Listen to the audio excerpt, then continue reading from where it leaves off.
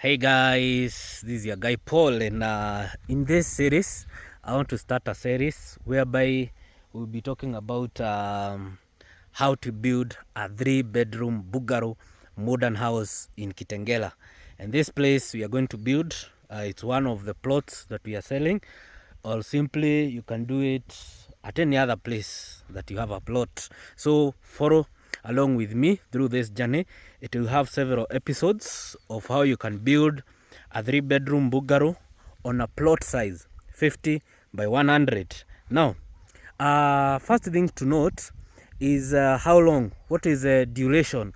If you have cash ready, the duration to build a 6-bedroom bungalow comfortably without rushing it, giving it time to dry, it's between 6 months to 8 months. Hiyo period inatosha kujenga nyumba ya 6-bedroom bila kuiharakisha na kuhakikisha you get the perfect results. Okay? Now, the perfect size for a family, for a modern family, that is a family of maybe 3 kids, the father and the wife, and maybe a house manager. It's around 100 to 120 square meters. That is the total area of that house. This one will ensure this house sits comfortably on a plot of 50 by 100 feet, and it ensures that it leaves a small space for backyard and parking lot.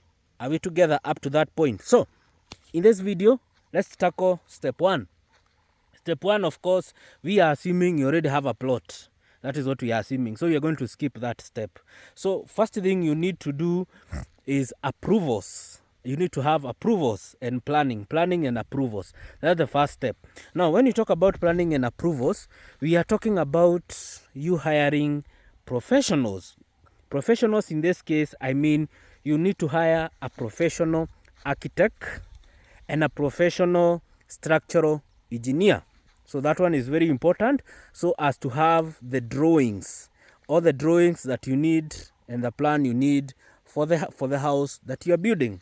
The next thing you need to do, you need to do county approvals. For example, if you are in Kitengela, county approvals, you go to Kajiado, probably that will cost you somewhere around 100 to 250,000, depending with the person that you are using, the company, the licensed architect, licensed structural engineer, wale ile kampuni unatumia.